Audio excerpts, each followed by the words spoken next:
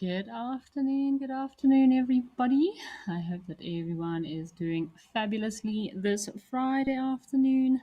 My name is Kerry Dupree, and I will be your presenter on Live at the Waterhole this afternoon, where we have a few elephant bulls that look like they have come down for a drink on this hot afternoon.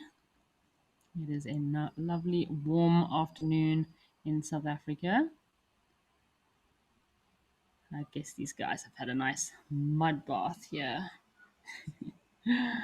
Oh, what a nice day. I must say, it is a rather nice warm afternoon. So I would love to have a mud bath too. So just a reminder, folks, that this is a interactive show. So please feel free to join in the conversations. You can scan the QR code on screen.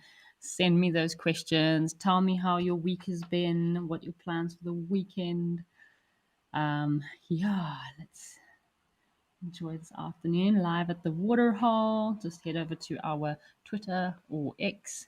You can also, don't forget to use the Wild Earth hashtag to join me on this afternoon at live at the waterhole.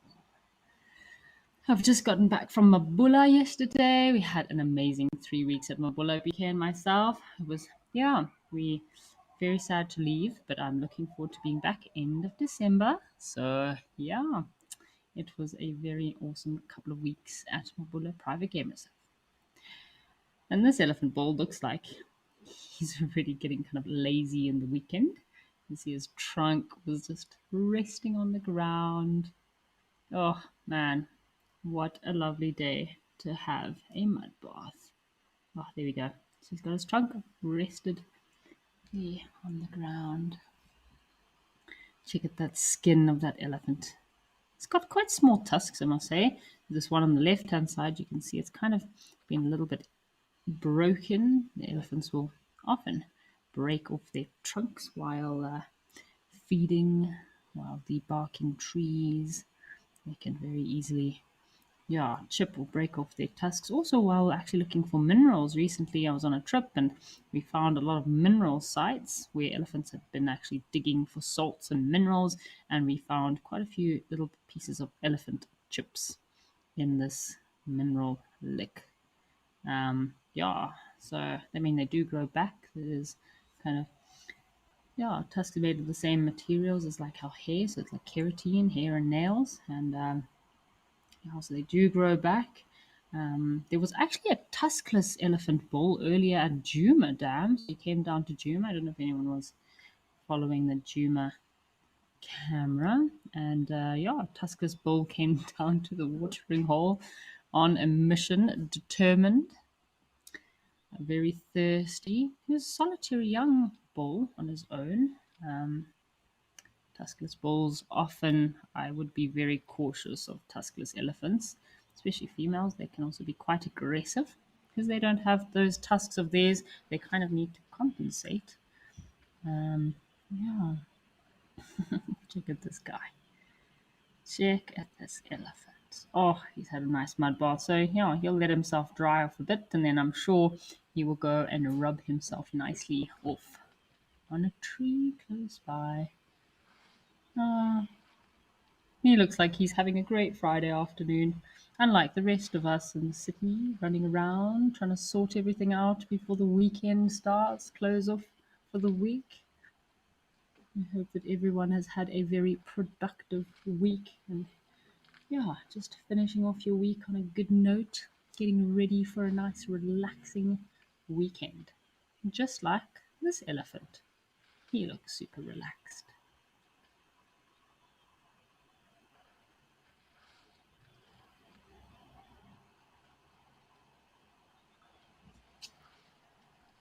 Hey, same looks like he's being bothered by some insects. Looks very dry in a lot of parts of southern Africa. Yeah, dry season surely is upon us.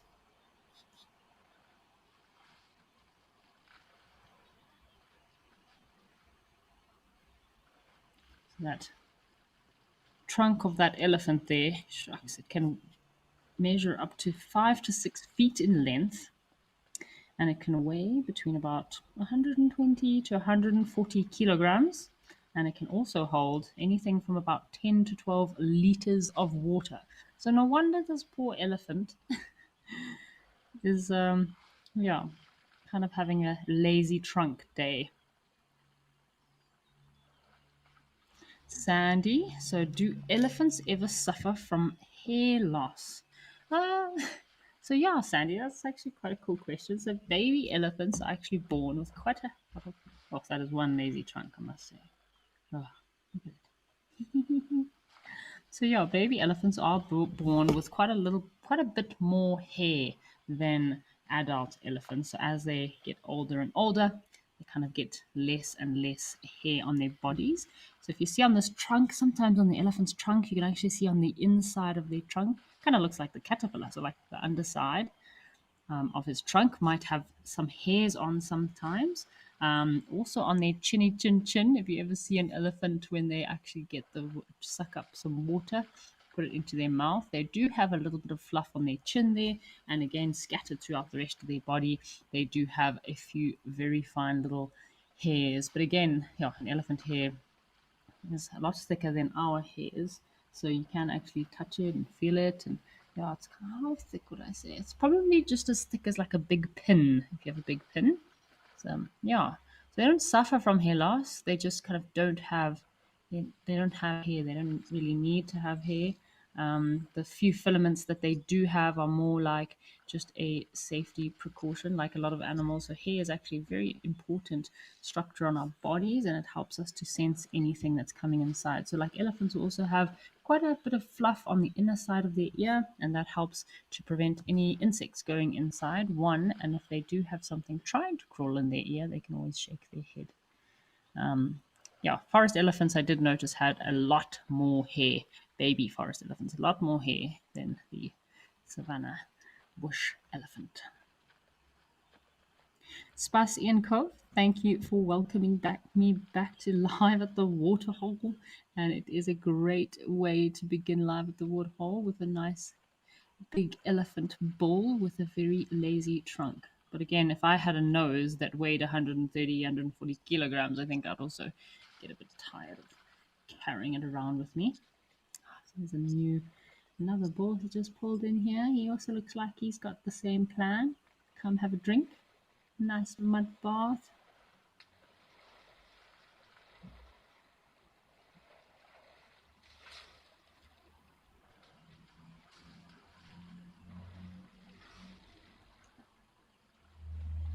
So let's just have a listen to this elephant bull while he splashes himself with mud and has a lovely mud bath here.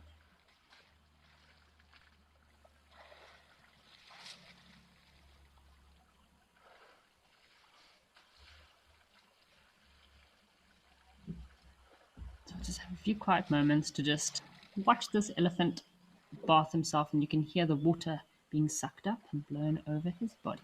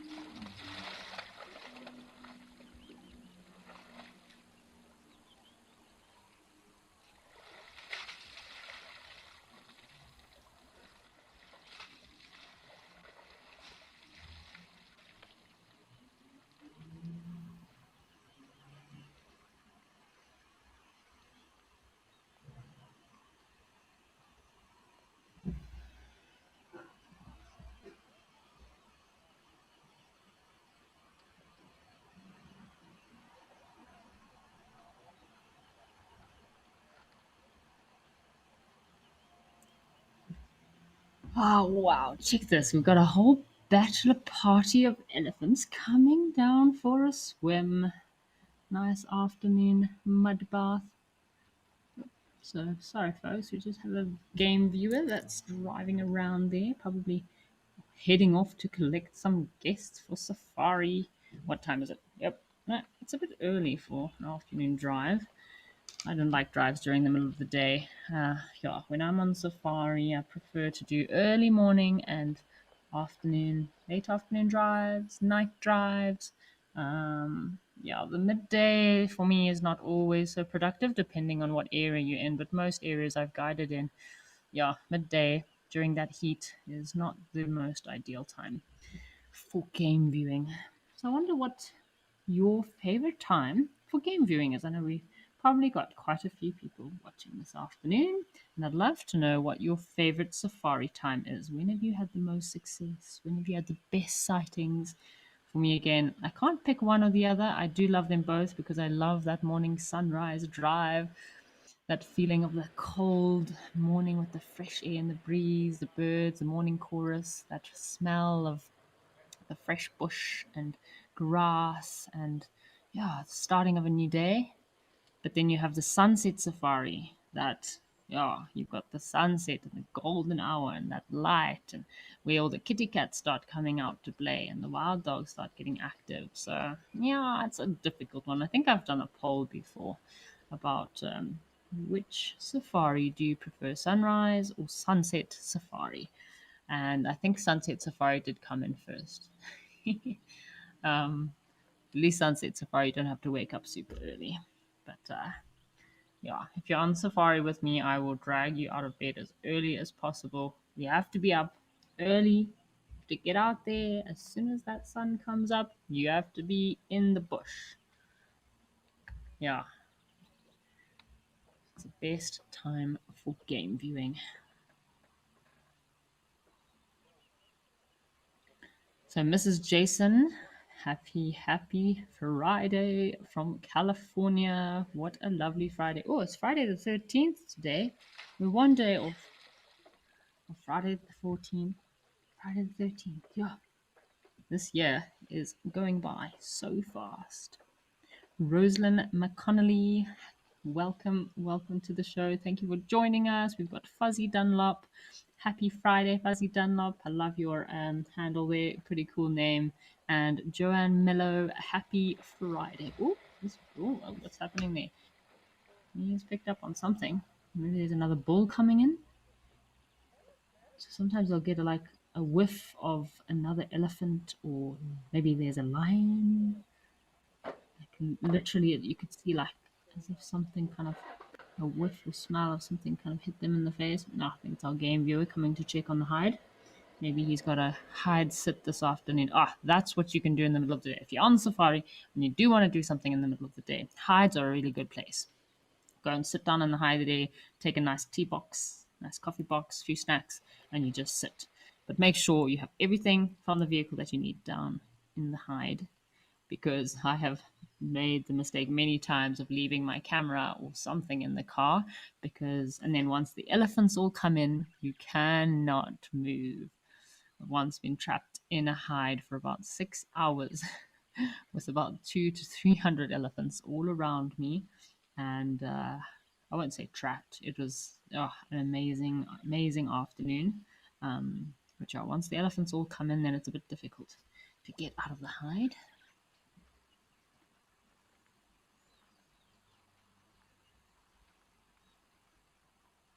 So yeah, that's pretty good. That's what I would suggest doing in the middle of the day. But yeah, if you want to go on safari and you come on safari with me, I'm gonna get you up early. We'll be back as late as we can. Middle of the day is when you can either sleep or we can do hide sits, some birding, take a bird book down there, binoculars, and while you're just kind of watching the day go about, birds, never know what might come for a drink, and of course elephants will come down during the day as well for a drink.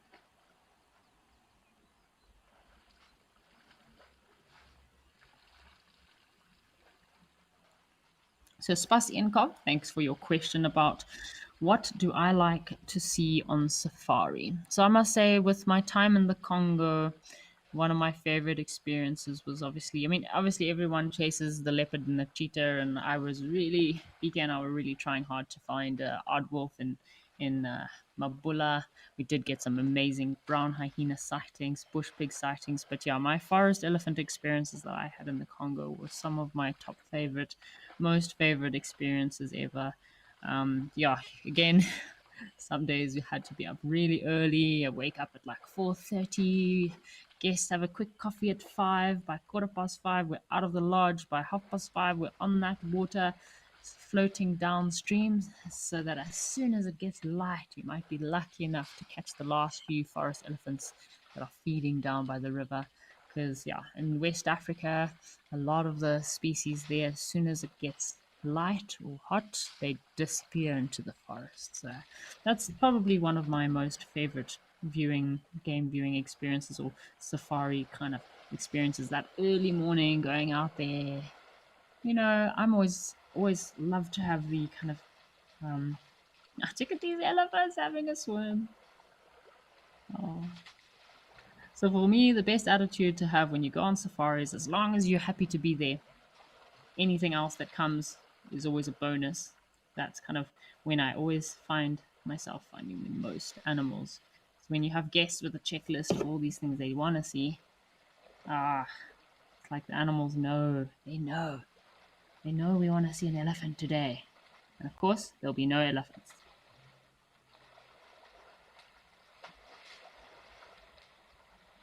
So Spas Inka, thanks for your second question there. So yeah, it shocked me too. So again, it's only in the baby forest elephants that I found they were a lot fluffier than the savannah elephants. But of course, once they grow up, they do kind of grow out of their fur again. Their bodies get bigger, and yeah, they don't necessarily need to have fur elephants. Yeah, it would be a little bit hot if they did. But yeah, pretty crazy. And what do I expect to see on today's Live at the Waterhole? Well, we got some elephants here, so we'll tick off those elephants. I always love the old Donio camera. Being able to see those oryx is always very special. The secretary bird would be pretty awesome at Oldonio. Um, I've had lions at Tembe before, but I'd love to see wild dog. It would be pretty cool to see wild dog on one of the Live at the Waterholes. Yeah, I'd love to know what everybody would like to see or hasn't seen yet on the Live at the Waterhole. If you'd like to send those through.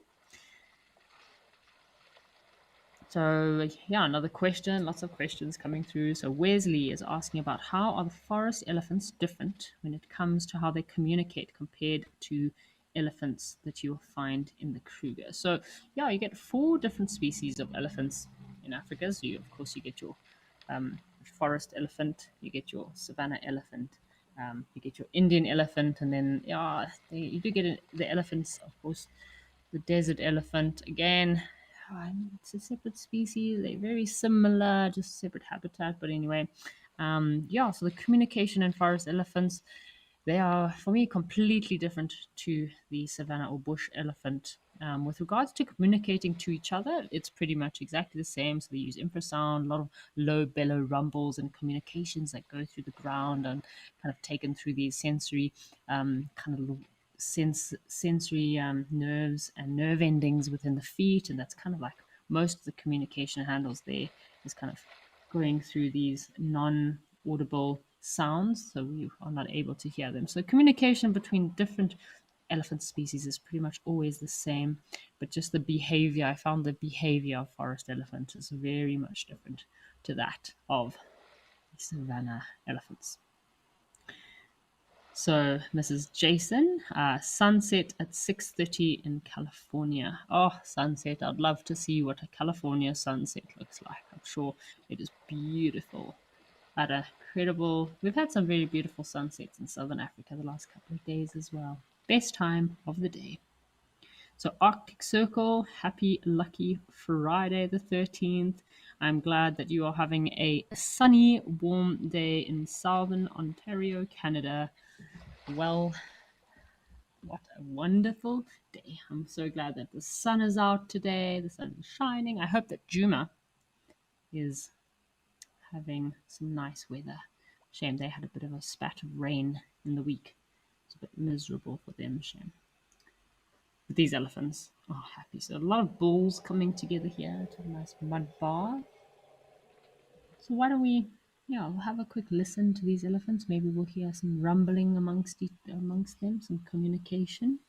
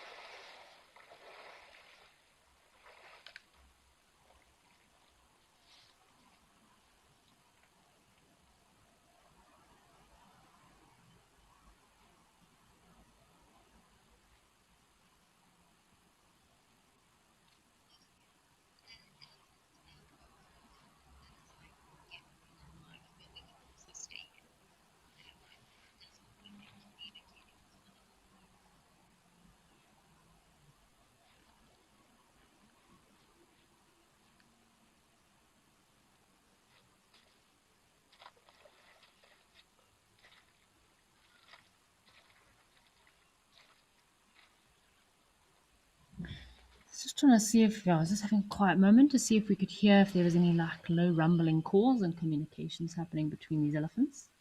There was a project taken out in Central African Republic on forest elephants and their calls and communications, and I think they had recorded something like over 1,500 different kinds of calls and communications between elephants. Isn't that crazy? They have their own language. So Bush Girl, Sri Lanka. No, I have not been to Sri Lanka, Bush Girl. I'd love to know what animals you have over there in Sri Lanka. I know you have a lot of monkeys, a lot of monkey species, very pretty monkeys in Sri Lanka. A lot of good hiking, and I think that's pretty much all I know about Sri Lanka. I'd love to know what else is out there in Sri Lanka. So Fuzzy Dunlop, I wonder if we're going to get a Feline Friday today. I would love to see another cat on Live at the Woodhole. Like I said, I've seen lions at Tembe Elephant Park, but that's the only kind of felines I've seen on Live at the Waterhole. Oh, we've had pretty cool jackal sightings as well here there. But yeah, imagine a leopard just came into screen. That would be pretty epic. And again, that is the advantage of sitting patiently at a hide, is you not waiting for anything in particular, just enjoying the birds, and maybe you saw one or two elephants coming down to the waterhole, some maybe warthogs coming for a wallow, and then next thing a little leopard sneaks in for a drink, and then you're ready in the right spot. Because leopard can be difficult to take photos of. I mean, I know at Juma we are very spoilt with incredible leopard sightings at Juma, but in the rest of Africa, everywhere else I've worked, leopard sightings are always fleeting. So yeah, it'll be perfect while you wait to hide. Leopard come out. So kids mom 89. Yes, sunset views, I must agree with you there. Sunset views are always super spectacular, but then you also have sunrise views. So there's always an argument. Sunrise, sunset, sunrise, sunset.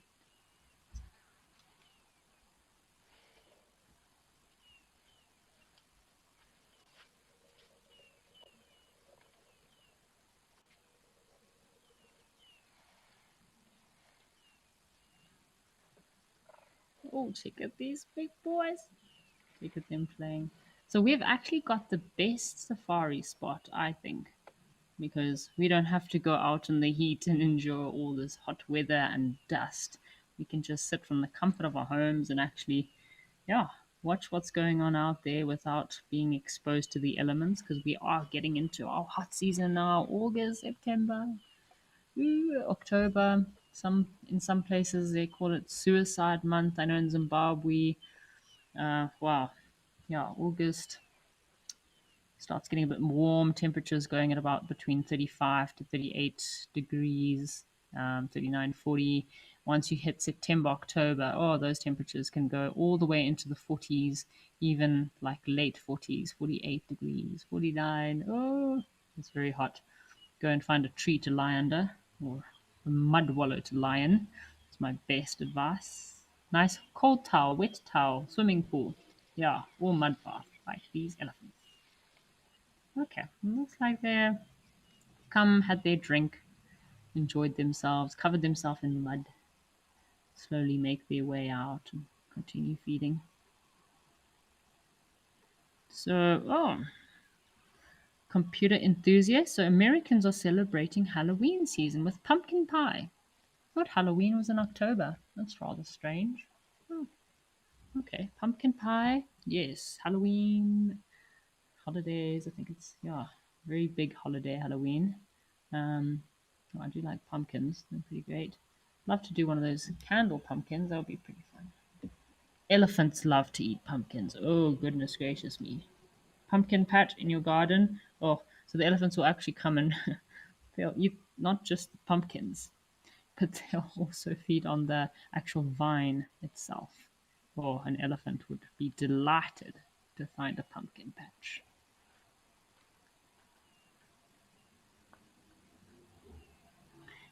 Bush girl? Wow, okay. So sounds like Sri Lanka has quite a diverse amount of species, elephant, leopard. I know the birds in Sri Lanka are just insane. It would be cool to do some birding.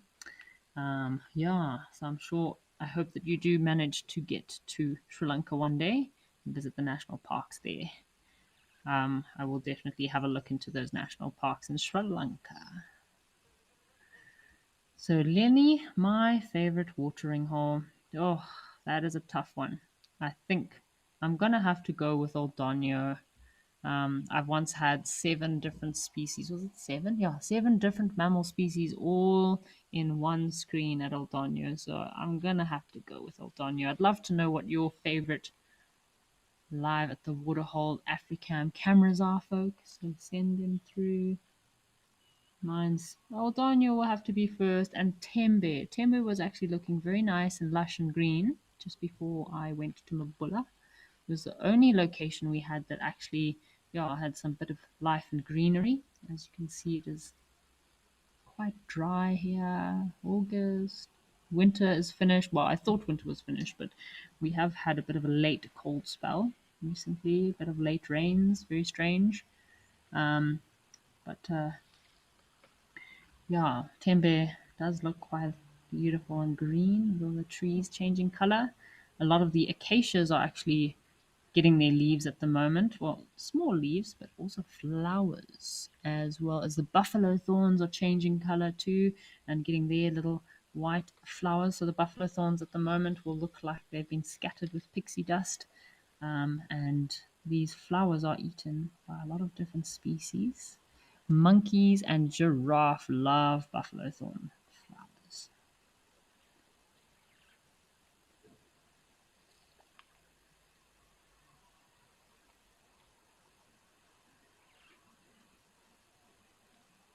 So Sanjay Roy, thank you for your information on elephants and elephant kind of behavior and how crucial the roles of kind of the family unit and family herds are. Yeah, it's amazing how unfortunately, I know there's going to be some elephants being birth. Normally, there are some elephants that give birth just before. What is in the bushes there? We're looking for some birds, anything on the water's edge. So, yeah, elephants will sometimes give birth at the beginning or in the middle of the dry season, which is not ideal, but it is amazing how the kind of family units do try their best to always stick together, help raise the young, and yeah, a lot of communication and a lot of family kind of yeah orientation around elephants and herds of elephants. Oh, this looks like a nice place for maybe a snake to lie in this tree. Any birds out there?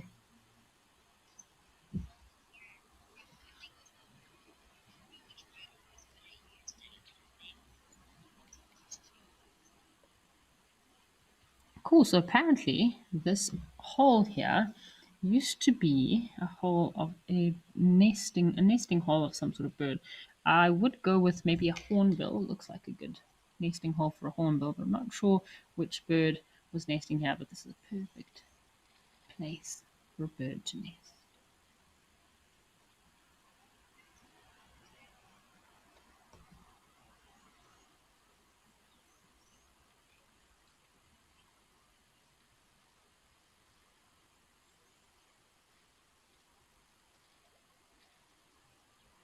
So yeah, this tree is a perfect tree. It looks like a leadwood. Leadwoods are very good trees. They have very gnarly and got lots of holes in there. A lot of little hidey holes for little creatures to live. Birds to make their nests. Squirrels. Oh, squirrels love a good knobthorn. Oh, sorry, a good leadwood tree to kind of use as a refuge to hide from predators. Snakes. Ooh, snakes also love hiding in holes in trees. What's the tree? Oh, it's a beautiful tree. Check out the bark on this leadwood. We also have a nest there. It could be one of the weaver's nests hanging out of that tree. I'm getting a pumpkin, what?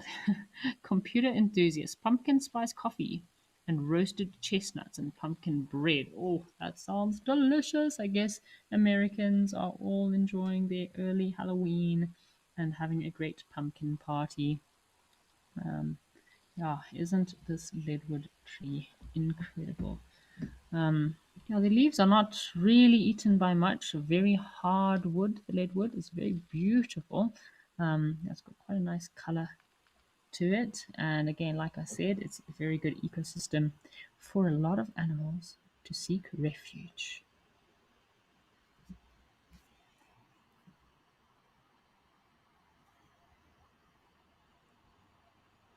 Oh, well, we saw, yeah, Beacon the other day on Mabula. Oh, we saw a beautiful big crocodile bark tree, which looked kind of similar to this leadwood.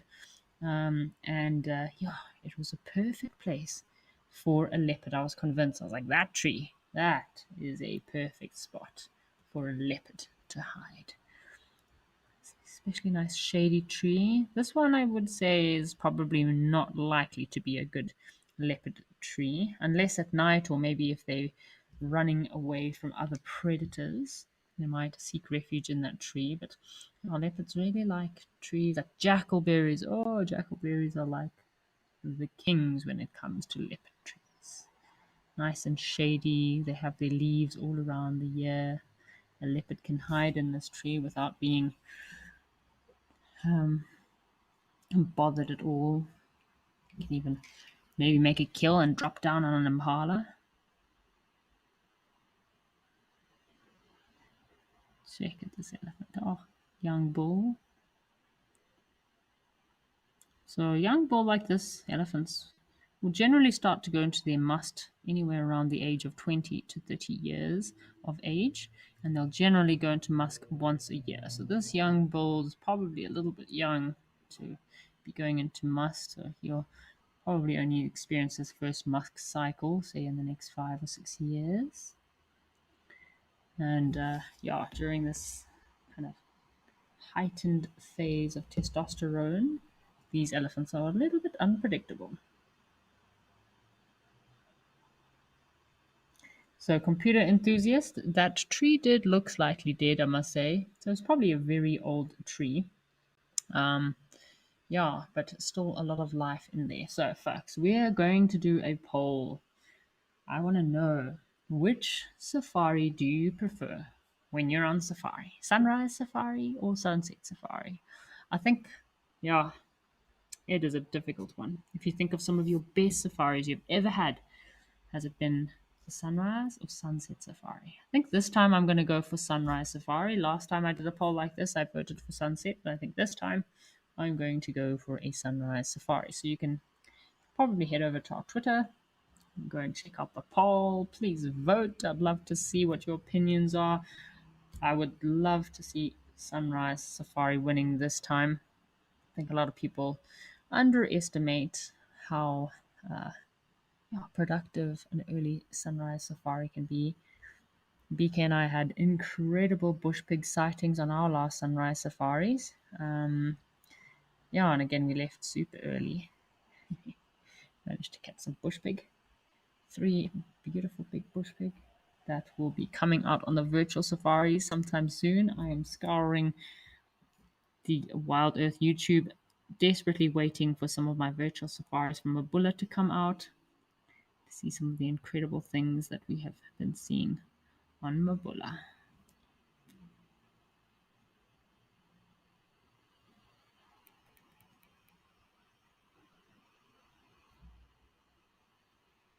got some starlings down there, also coming for a mid-afternoon drinks on a day like today. See any birds or bird life around coming to drink at a watering hole. Whoa, just come over to Tembe and we have some elephants fighting in the water here. Check these guys. We are over in Tembe Elephant Park, folks. Why don't we have a nice listen to these elephants that are having a fight?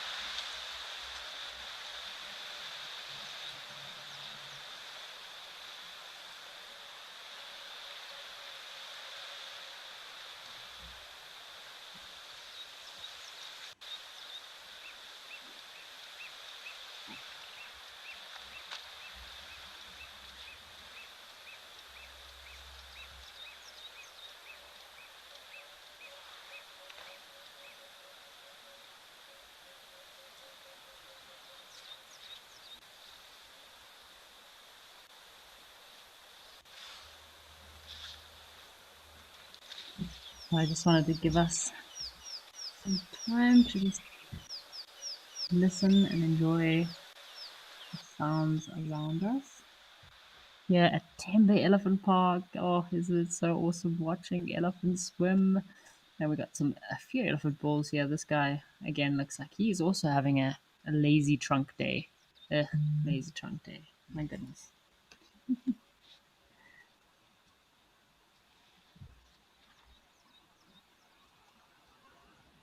Lovely to have a look around. Got some warthogs there, a woolly neck stork.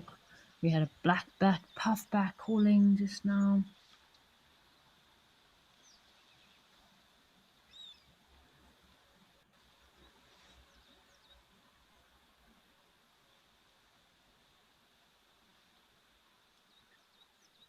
So, computer enthusiast, unless you like to see the animals wake up, early morning drives, early bird always catches the worm.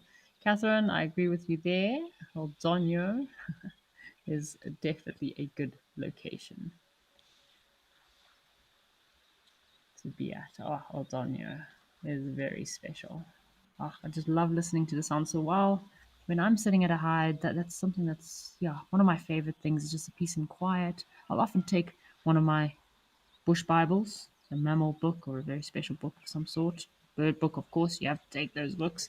And you do a bit of birding with your clients, but you need to sit there quietly, kind of whispering to one another. And it's just really nice to also just enjoy the silence, give your give your guests some time to just take in the silence of nature. All right, so we're going to go to one of our other locations. Let's head over to the Pilansberg and see what's happening at one of our cameras over in the Pilansberg in Maritan.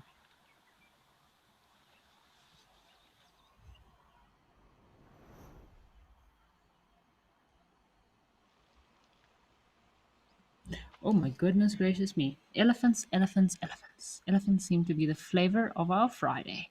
This is a very big bull here on the right hand side. Wow, shucks. It's like he's also having a nice afternoon.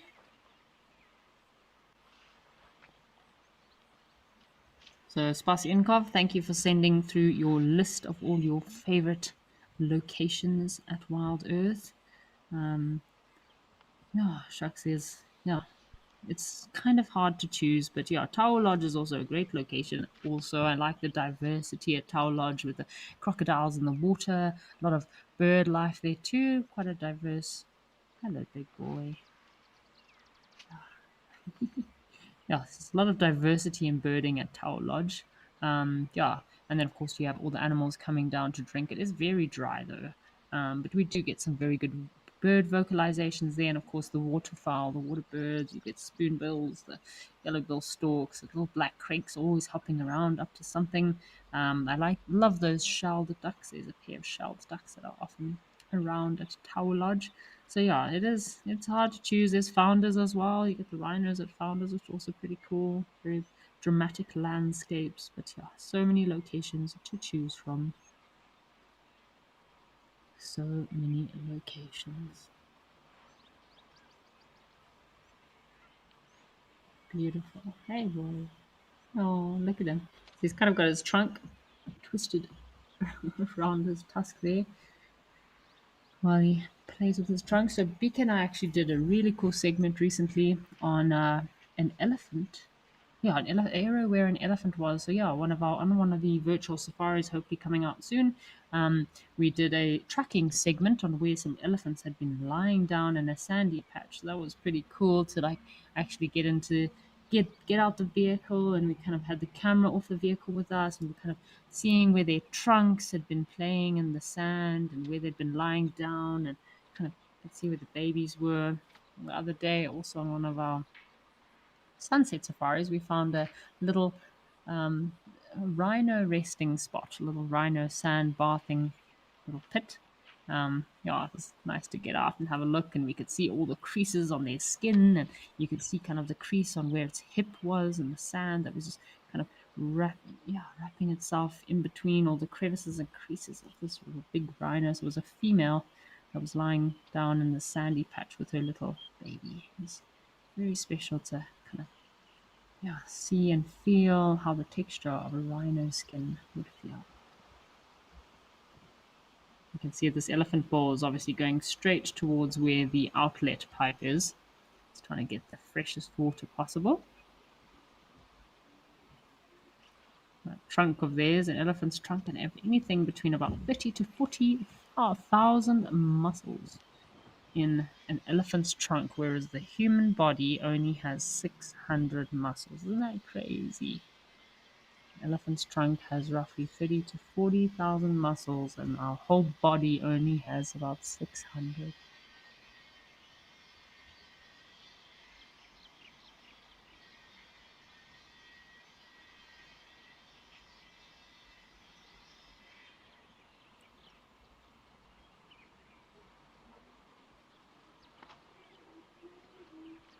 Here's some, could be white-browed sparrow weavers in the background there, chirping away. So we were busy doing a poll, folks, about, oh, Shea Boy, are you okay? Oh, we got a bit of a fright. I think the other ball came in to chase him away. So we're busy doing a poll, folks, on which safari do you prefer? Sunrise or sunset safari? When you're on safari, which time is your favorite time to be out there? So far, yeah, I think it's sunrise safari might be winning, is it right? But yeah, so please go over to our Twitter or X. No, sorry, it's Sunset Safari that is actually winning again. I think, yeah, unfortunately, I think Sunset Safari is going to take the cake. But please head over to Twitter or X and you can go and vote on the poll there for which safari time is your favorite time to be out there. There's a bit of a tussle. These elephants are in a bit of a, kind of, standoff situation. This one bull on the left does not want to move. Check out all these wrinkles on the elephant's skin. Isn't it cool seeing them so close up? So many wrinkles.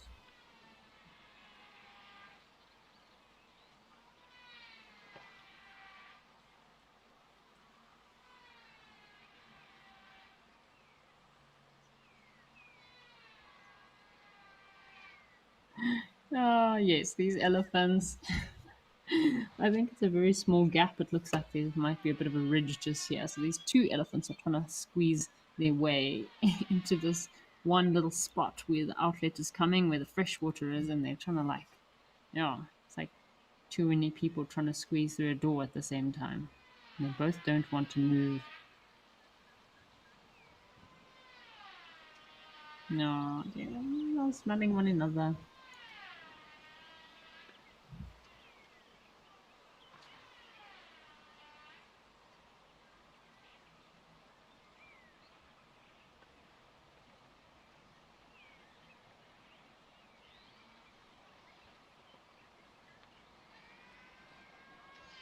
Yeah, another dry location.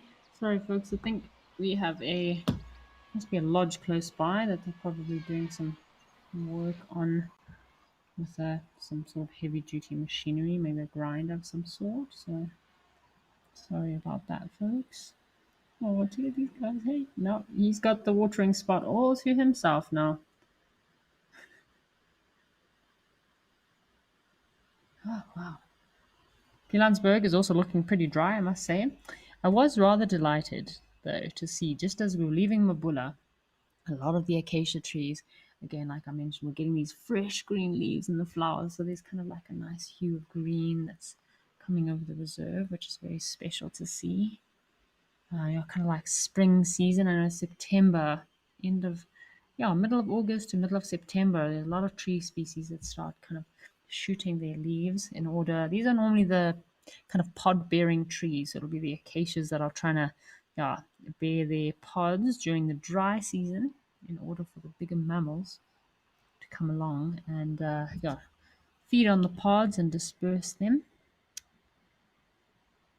like the albida, Fedherbia albida. Oh, they have great pods. All the animals love the albida pods. All the acacias have a very good pod density that a lot of mammals will feed on. They're very high in protein. Oh, hello, boy.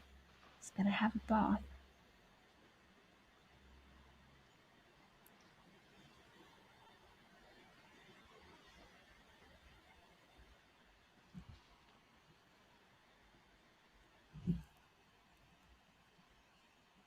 So let's just listen to him for a bit while he splashes himself with all this water.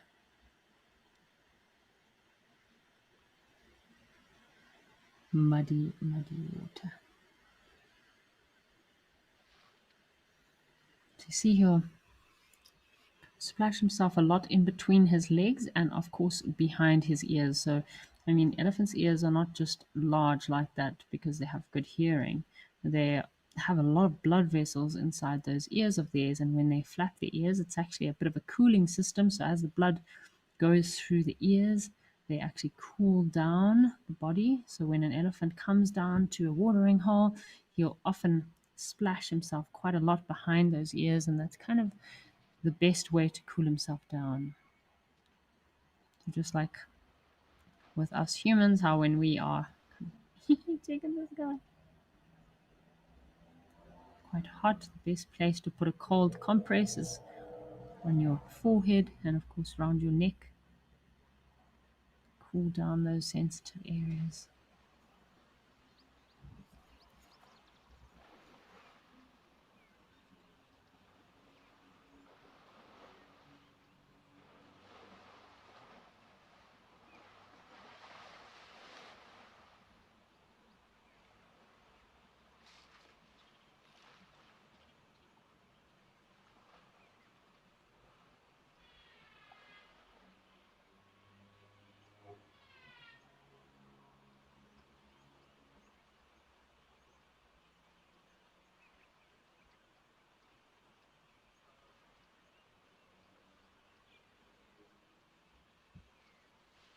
Okay, now he's come back to try and attempt to have another drink. He's kind of muddied himself up, cooled himself down. Now he's trying to fight for the watering spot.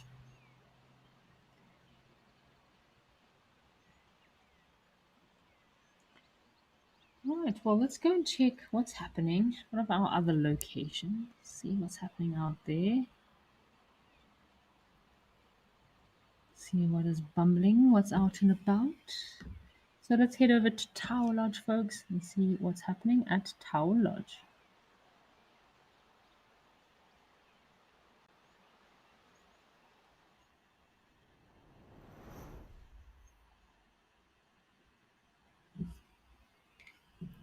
So welcome to Tower Lodge, everyone, in Madikwe. Yeah, we are just talking about this pan and how it's normally very fruitful, a lot of different kind of diversity of a lot of mammal species that come down here and a lot of cool bird life. So these elephants have come down into the mud to feed on some of that nice lush green vegetation that is in the pan. Oh, check at that. He's gonna get stuck in the mud. But yeah, as you can see, there's not much greenery out there, so they are going for what they can find. Got some elephants in the background. Looks like some zebra that have just also coming down for a drink. You often see here at Tower Lodge wildebeest, lots of wildebeest coming down. We have had, what did we have one day? Oof, we had red hartebeest one day coming down for a drink. They're also really cool to see the red hartebeest. Impala. We do have two crocodiles, very big resident crocodiles that hang out at this pan. I'm sure they are pumping this pan here. But yeah, pans that are not being pumped, they would definitely need to relocate to another pan as it dries out. So the crocodiles can actually walk quite a distance from one pan to the next. It does make them quite vulnerable to other predators while they are moving around from one pan to another pan. So they do need to watch out not to bump into like maybe a curious young leopard or young lion that might be learning how to hunt, looking for his first meal. Oh, check at this elephant sinking in the mud.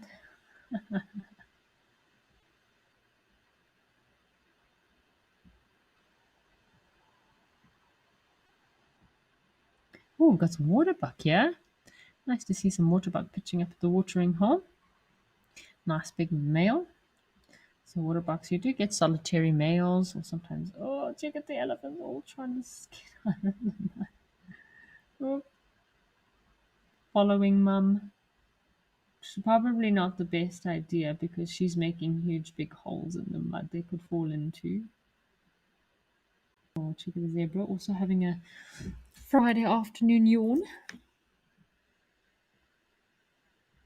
Oh, she's actually trying to walk further in to the mud. Trying to see if she can get herself some of those nice green reeds. It's like a ground cover. So we've got, what do we have over there? It looks like a blacksmith plover. I know there are little three-banded plovers here as well. So, these zebra need to be a little bit careful because as the summer's upon us, crocodiles will start to be moving around a lot more. I'm sure these crocodiles will start getting hungry here at some stage. But the advantage these zebra have is that this taupan here, the puddles, the water's drying up quite a bit, so it's quite difficult for the crocodiles to move around in here. So, to get this elephant using his foot to kind of put some of this nice fresh mud and dust into his trunk, give himself a good mud bath. So, Pat Hadgett, welcome to Live at the Waterhole. Always good to have some new members joining us, Pat. I hope that you will enjoy this session with us at Live at the Waterhole. We've had a pretty busy day already with elephants, I must say. It's been an elephant afternoon. As this female's trying to get in there. As her baby follows and steps right in her footsteps and falls further into the mud.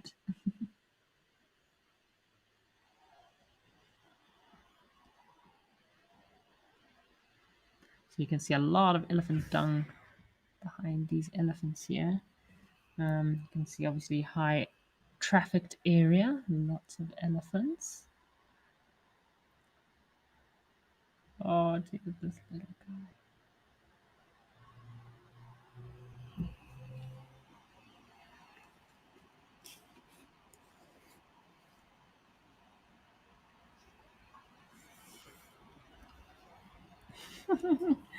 Yeah, so it looks like they are really struggling to get out of this muddy patch. So the female elephant or mummy wanted to go get some of that nice green reedy vegetation inside there. But I think she decided it was too thick, too much mud, no can do. And of course, a little baby was following her from behind, not making very good life choices, getting stuck in the mud. So we've got some black crakes here just on the bottom left of the screen. Two little black crakes roaming around. Pretty cool. Hello, little crakes.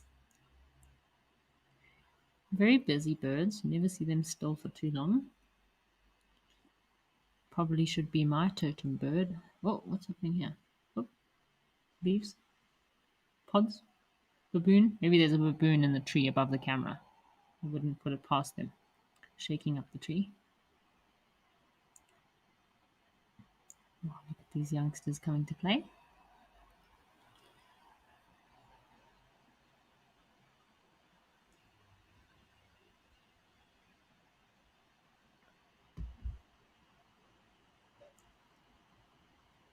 Oh, looks like the mummy elephant is having a bathroom break.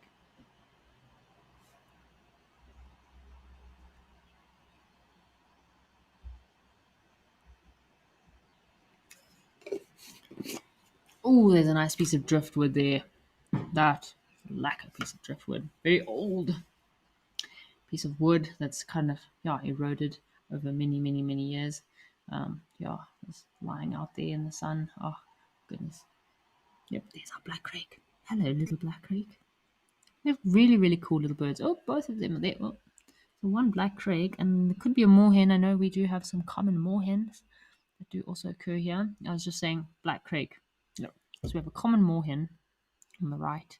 You can see it's a little bit bigger, has a bit more white on its body, and a slightly different shape. Got a bit of red on its head, and then we have our cute little black crake. It's completely black, this little black crake, with a yellow eye and a red bill. Isn't that cool? All coming to feed vegetation.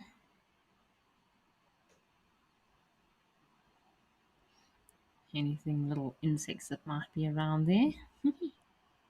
So we just got a question from Mandy is asking how far is Madikwe from Mabula? So Madikwe is about, I'd say about 250 kilometers from Mabula, so about 3.5 hours trip from Madikwe to Mabula. So you kind of, let's have a look here on the map. So you're kind of heading, further, I'd say further northeast from Mabula, you get to Madikwe. So from Johannesburg, from Johannesburg, it's probably about a 5.5 hour trip. So it's quite close to the border of Botswana, Madikwe.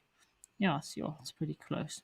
Say less than a couple of kilometers difference. Yeah, say 3 kilometers from the Botswana border post. That's where Madikwe is situated. We've got some butterflies coming down.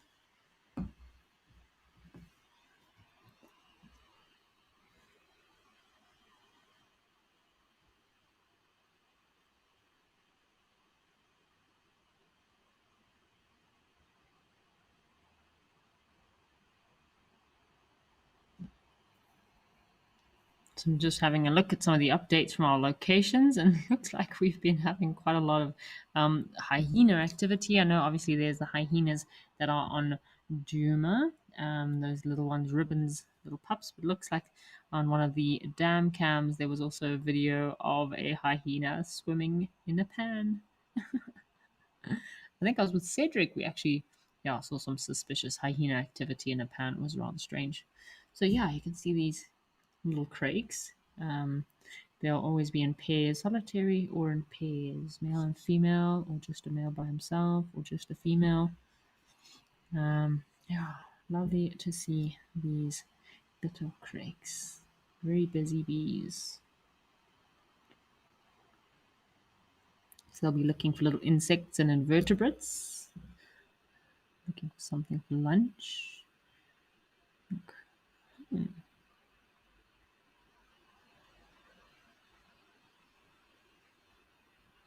Oh, it looks like on the sunrise safari this morning, Steve and Morgan actually got a yellow mongoose. How cool is that? So, of course, welcome back to Steve at Amakhala. I think it's been a while since Steve has been to Amakhala, so great to have Steve back on Amakhala in the Eastern Cape. And yeah, pretty epic to find a yellow mongoose, especially during the day. How crazy is that? Pretty crazy. Oh, what a buck has just come for a drink. It's also looking for some vegetation, maybe. It's gonna get stuck in the mud.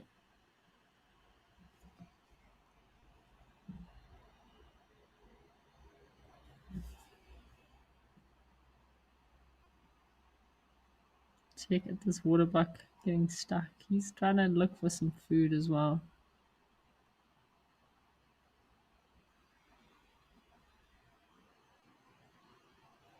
So we have a question from Spas Inkov is asking about craigs and what other craigs are found in southern Africa. So we do have quite a few cool craigs found in South Africa. The most common, obviously, being the black craig. African craig is also pretty rare one. It is an inter-African migrant. They kind of follow the rainy season. Oh, we've got spurwing goose here down on the right. So kind of like inter-African migrant, the African crake, and you generally might be. I've always seen them. I've seen them more in West Africa than I have in Southern Africa. I'd actually Google him. He's a pretty cool looking little crake. Again, red eye. He's got like zebra striped belly. Kind of walks in a very strange manner. He's got these like weird long legs. He's one of those just unusual birds. So I'll definitely say after the black crake, the next common will probably be the African crake. We do get the corn crakes, spotted crake, which is very rare. I've never seen, and the Ballion's crake, which is also super rare. Ballion's crake is generally very rare crake to actually see. All right, so we do actually have a new location that we can check out. So we have a camera, one of the Africams, and a new location in Namibia, and it's called Safari Hook. So why don't we head over to there and check out our new camera? I'm super excited. I haven't seen this camera yet.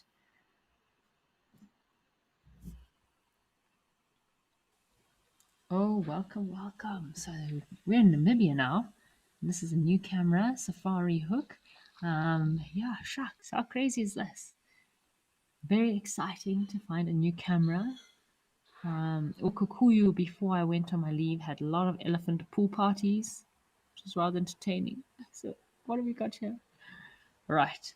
So, of course, we have our giraffe, two male giraffe, look like they're very suspicious, but they want to come down for a drink, but they're checking us out. Lots of springbuck that have just obviously come in for a drink and heading out. You can see that talcum powder dust that is very prolific in Namibia.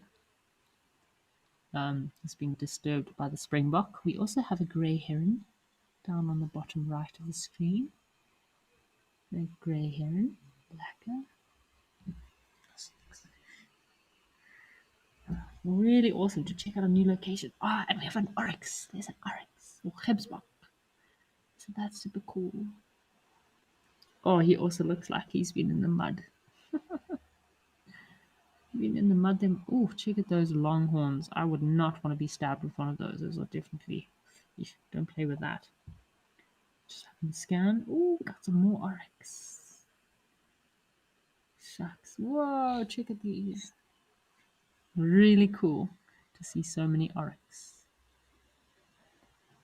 So Kim Faustino, welcome to the Wild Earth Show. So apparently there was a lot of springbok at this location just now that all of a sudden must have gotten spooked by something and all of a sudden ran away. So I did have one more question, Spas Inkov, about fluff tails. Oh, fluff tails, super rare bird to see, normally occurring in very swampy regions. Yeah, I've only ever seen, which one have I seen? I think it's the buff spotted fluff tail. No, chestnut. Chestnut fluff tail. I've seen one of them. Again, specific, only occurring in West Africa. Very rare fluff tail. Yeah, no. And again, I think I've seen it twice, but yeah, so you get one, two, three, four, five. So there's 6 different species of fluff tails we get in Africa, but again, very rare to see. They have quite interesting calls. Very loud calls, but they mostly vocalize at night, late afternoon. Check out all these springbok. So yeah, very cool. If you do find a fluff tail, you can kind of consider it very lucky. I've actually got a call of some of the fluff tails here. So I've got the buff spotted fluff tail, which does occur in South Africa, in KZN. I'm going to play it into my mic for you. I hope that you can hear it.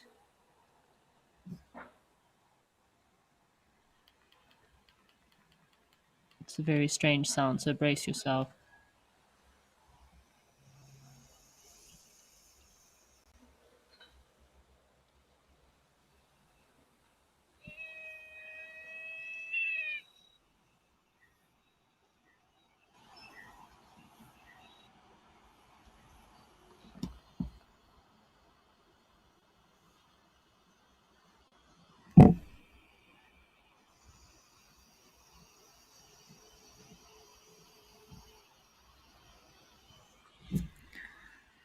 So I'm not sure if you heard that, but again, they have very strange sounds, very low bellowed, hooping kind of sounds you would never expect to come from such a small bird. And this is their territorial. Oh, shame. Sorry. Something gave the giraffe a fright. So yeah, the fluff tails, very strange sounds, and they have these very interesting sounds. Obviously, because they're very rare, they only occur if you see one normally, solitary pair or solitary individuals or pairs, and these sounds are to locate one another because yeah, they are in such wide areas and it's so difficult to find another partner, so that's why they had these very big vocalizations to find one another. So yeah, very very cool. Mercedes Bean, I'm actually having a look to see where this location is. Safari Hook. It's a new location for me. Let me have a look and see. Safari Hook in Namibia. Very cool. Lots of oryx, lots of springbok. I'm guessing, I know we did have one camera we did have access to at some stage, and it was kind of a little bit more westward of where, yeah. Yep. Ah, check out Grey Heron. Oh, check at that. Isn't he cool? Hello. You can see his eye. Really cool there. Check at that yellow eye.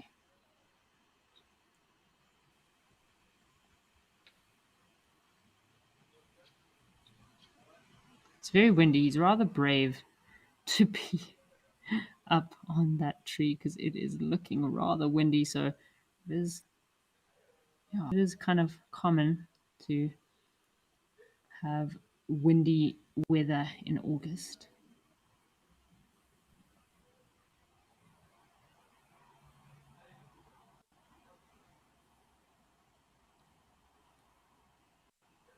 It's a perfect place for this heron to feed in a nice pan that's drying up. Hopefully, he'll manage to catch something in that pan. Maybe there's some fish left if he's lucky.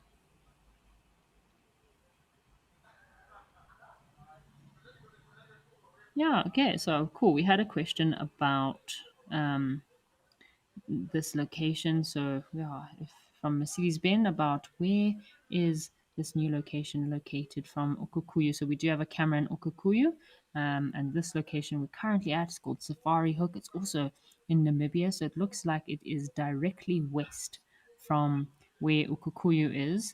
It's about in a straight line. I'd say it's about 120 kilometers, but if you had to drive, it would probably take you about 2 hours, and yeah, so about 120 to 130 kilometers away from Ukukuyu. So it's further away from the kind of Etosha National Park, from the salt pans, but really beautiful location. It still looks like it could be in the park.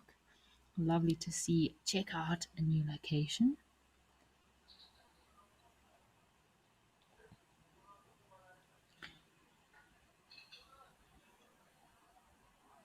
So Nora is asking about, does the high salt content in the water in Namibia have any effect on the animals?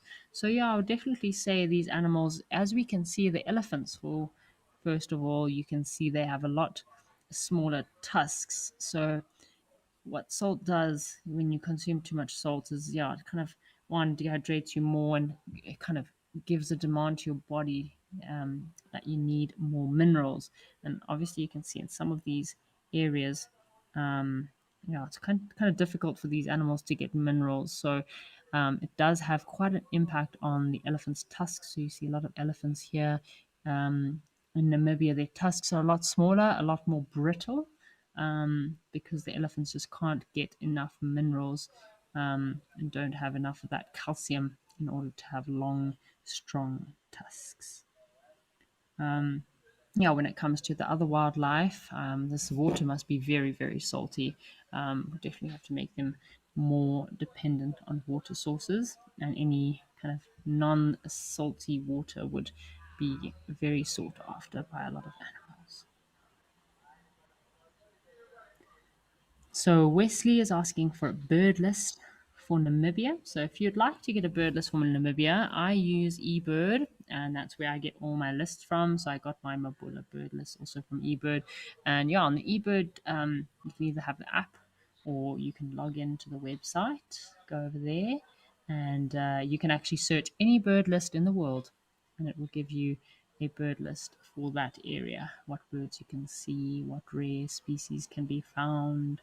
So yeah, go and check out eBird. Um, they do work in conjunction with Colonel University to yeah. Uh, so all the research, so everything you kind of send through, all the data, all the information is taken in by students at Colonel University that use that information for further research, of the bird life in the world.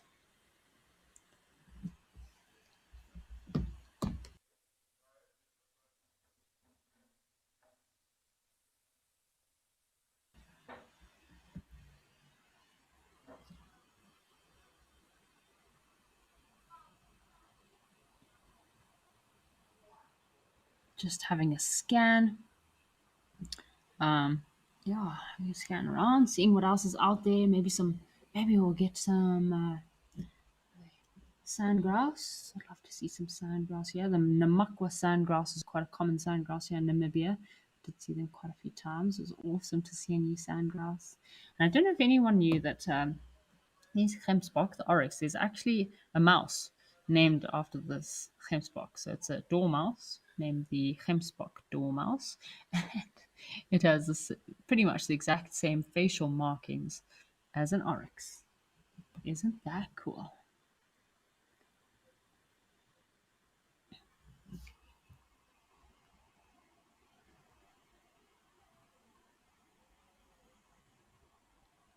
So Kim Frostino, springbok pronking. So you'd have to kind of come during the rainy season or breeding season. That's when you're more likely to see some springbok pronking.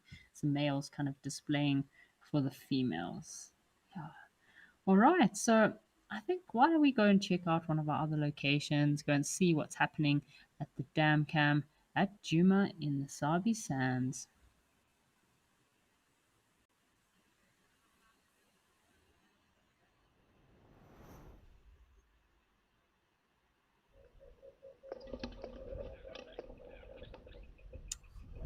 Welcome to Juma, everybody. Oh, it's been a while. It's been a while since I've seen the been to Juma. Dying to get another slot in at Juma. Yeah, but this water, oof, not much water here. Must say it has gone down quite a lot since I last saw it. Perfect place. This jackal bear on the right hand side. Perfect place for a leopard. Let's have a scan. See any leopards in that tree? You wouldn't. It would be difficult to see if you did have any leopards there. I wonder if there are hippo. Grey go away bird vocalizing. Got some Neve starlings there, often in this little hidey hole spot here. Often used to get a lot of terrapins and white lizards. Got some ratlings and sticklers in the background there. Oh man, wouldn't it be awesome to see a lion or leopard just walking across that road? It's a very highly trafficked area just behind, obviously because of the water. Oh, I know they had amazing footage of Flalamba with her little cub coming down to Jumet Pad to have a drink. Well, it looks like it is a little bit dry here in Juma. Not much happening at the pan, but it was nice to come in over to see Juma and just check it out. Why don't we head over to Old Donyo and see what's happening in Old Donyo over in Kenya?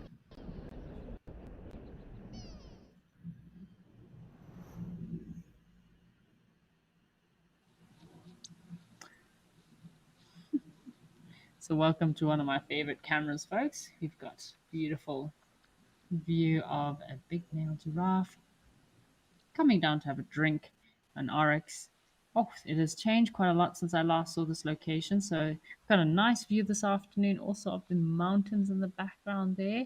Not always able to see them. But yeah, a lot of the acacias have started changing color. It's really nice and refreshing to see a bit of greenery.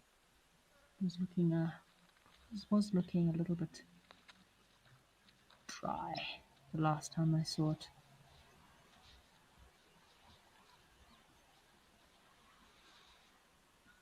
So we've had pretty cool jackal sighting here in Donya as well. Um, yeah, I'd love to see a leopard in that acacia tree on the right, just behind that giraffe would be pretty cool. Imagine you just see a leopard jumping out the tree. So why don't we have a bit of a quiet moment here to enjoy this beautiful view, this beautiful location in Kenya. And there's a mystery bird I'm trying to listen out for and get a recording of so I can figure out what it is.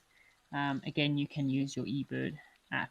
No, Merlin. I think Merlin does actually do a bird ID thing that you can use. So let's have a bit of a quiet moment while we listen out for any birds calling and just enjoy this peaceful Friday afternoon with this beautiful view.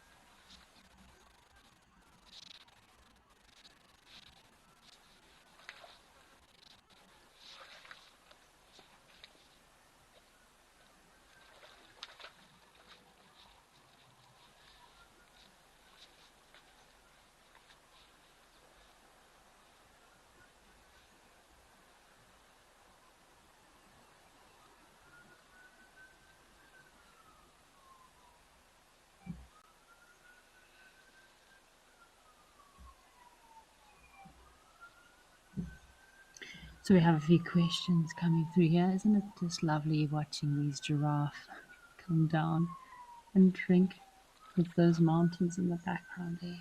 So we have a question here. We've been a few questions about Namibia, the very high salt content in the soil there because of all those salt pans. So yeah, just a question about kind of if there's any negative effect from Mr. Putt Huggett. Yeah, so thanks for your question about if there's any negative effect on the animals from the salt. So, yeah, I'm still trying to do a bit of research to find out about that. I was also thinking the same thing when I visited Namibia earlier this year. Wild animals are very yeah, they are very adaptable, especially to different food sources and water sources. So, a lot of the wild animals in Namibia would be very well accustomed to the very salty water. I would definitely say that animals in Namibia, in my opinion, would have to drink a lot more water because of the high salt content of the water that they're drinking. I mean, we all know that excess salt does, yeah, one, dehydrate you, and obviously it does deplete your system of minerals. And in domestic animals, if you have a dog or a cat or a horse that drinks, for example, if you introduced a horse that's not used to Namibia or any animals from southern Africa into Namibia that's not quite used to the salty water, it can lead to diarrhea, weakness, muscle tremors, and seizures. But these animals in Namibia are so well accustomed and so well adapted to the water, they probably don't have too many negative effects. Although, like I said, because of the depletion of the minerals in their body, they would definitely need to drink more water and search for a lot more minerals. So there are a lot of kind of natural mineral um, sodak areas that these animals would then have to go to and look for food.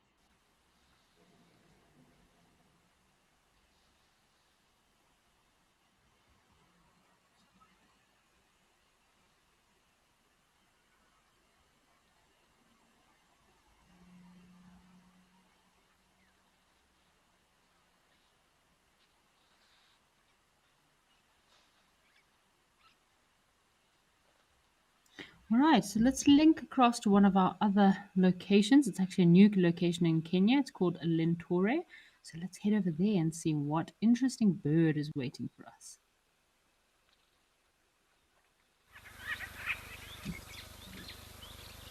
Oh, wow. What do we have here? So just trying to get the focus in there, folks. Looks like we've got a little firefinch of some sort. Let's have a look. Whoa, pretty cool little firefinch. Let's see, what firefinches do they get in Kenya? Trying to have a look. So Kenya is a new location for me. So yeah, some new species. So they do have the red-billed firefinch. So a very beautiful little red bird, which would be pretty cool.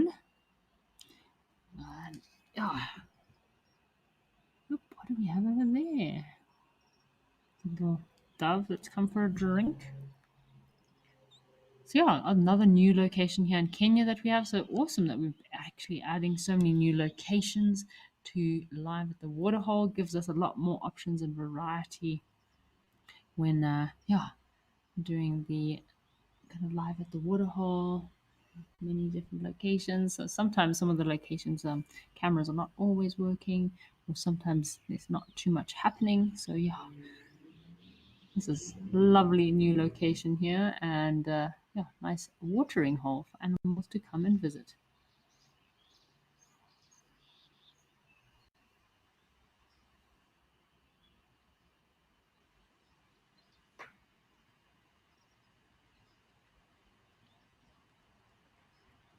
You can see a lot of debris on the water here. The perfect habitat, a lot of reeds, perfect habitat for a lot of aquatic water birds. Very exciting to have a new location here. What birds are these? Hello, what are you?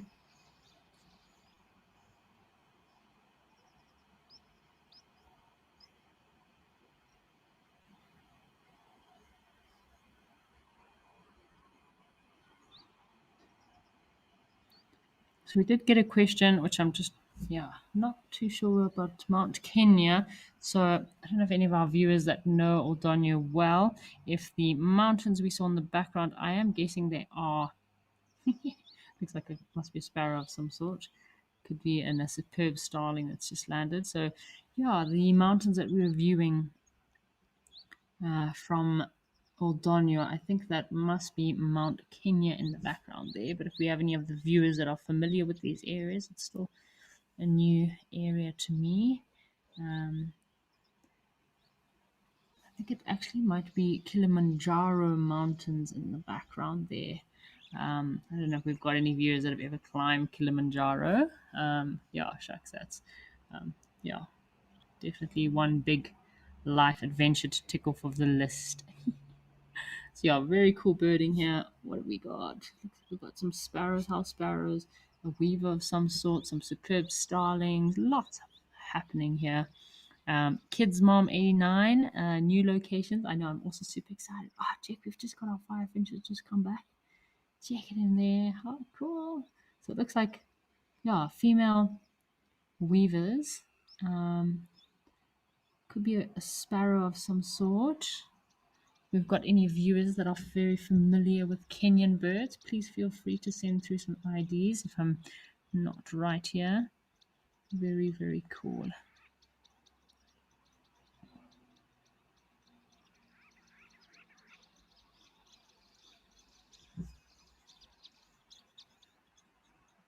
Look at the bird life at this location. Isn't it just booming? So Fuzzy Dunlop, it is a feathered Friday for sure. I'm hearing like buffalo weavers. I think they do, yes, they do get buffalo weavers in Kenya as well, but that superb starling on the other side of the watering hole is absolutely superb.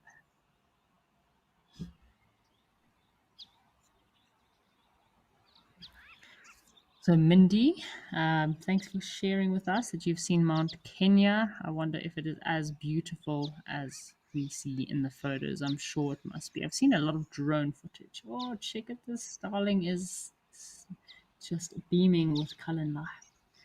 So it must be the time for all the birds to come down for a swim. Bit of a bird bath.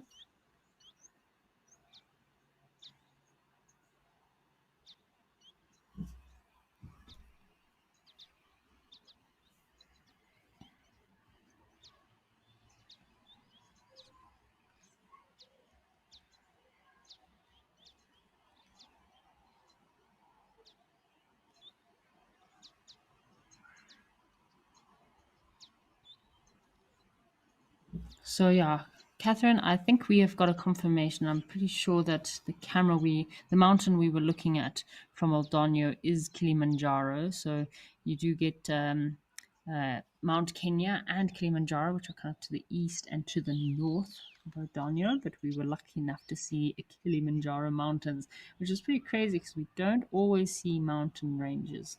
Um, at Old Danyo. Sometimes it's quite cloudy weather over in Kenya.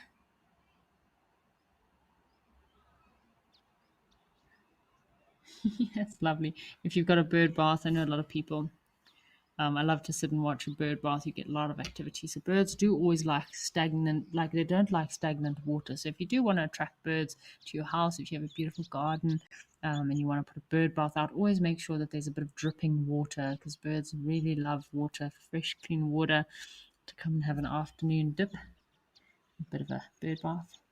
We have a ringneck dove or Cape turtle dove. So yeah, I'm very excited that we have some new locations. I will be with you on live at the waterhole next week for quite a few days. So looking forward to exploring some of these new locations. Check, we've got some wasps there also coming down for a drink.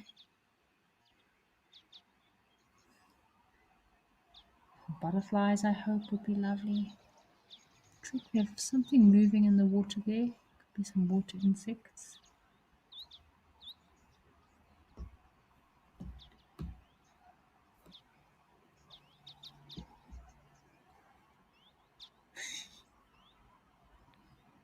Yeah, so if you do have a bird bath at home, don't forget to fill it up. Yeah, I don't know. Obviously, not all of us are lucky enough to live in areas where you can have birds, but you'd be surprised, no matter where you live, you'd be surprised to see how much bird life can actually be attracted, even if you just have a little bit of clean water waiting for them. The area that I'm living in Johannesburg, is in Roodepoort on the side of the Little Falls Nature Reserve. So we get a lot of birds coming down from that nature reserve, kind of in the area that I'm in. A lot of beautiful big gardens, a lot of sunbirds coming down. I think my bird list for my garden is, yeah, must be hitting on 35 different bird species now. So, yeah, really cool to have the birds coming in.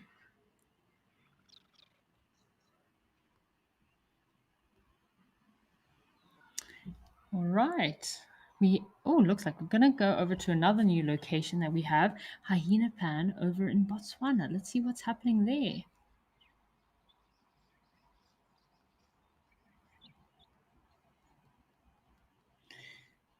Oh my goodness, have a look what we have here in the Mopani forest. Some elephants. Oh, this makes me so happy. I've been to this exact camp in Botswana, Hyena Pan, and I would go back there 1,000 times over. It is a very special location. Actually, trying to put together a trip for this camp for next year. Um, yeah, they have a beautiful pan right in front of the lodge, lots of elephant activity. So you can see, obviously, this area here is filled with mopani. It's very dry now, but in the rainy season, this whole area does actually get swampy and fill up with some water. That was a very beautiful camp to stay at. If you are looking for a nice camp to stay in Botswana, I would 100% recommend this camp. So obviously, from Hyena Pan, there's you get to go into the national park. And they also have a community park as well, where you can go into like an area which is kind of run by the community. And Moremi, there we go. That's the name I'm looking for. So Moremi Game Reserve is, I would say, about a 2 hour drive, or an hour and a half's drive from Hyena Pan. Also, not too far. So Moremi Game Reserve is very well known for having very good wild dog sightings, incredible elephants. We got good lions when we were there. Lots of hippos, lots of pans, lots of wildlife. What else did we see when we were there? Lechwe. We saw a lot of lechwe. That was really lovely seeing all those lechwe. Oh, yes. I also saw wattled cranes while we were there. So very, very good birding. Very cool. And for me, one of my highlights is um, for me, one of my highlights of this particular lodge is actually the hide. They have an incredible hide very close to this lodge. I'd say it's probably about a 20-minute game drive away that they often use for guests to go and sit during the day. And it was actually built by a Zimbabwean. It's a sunken in hide, so container.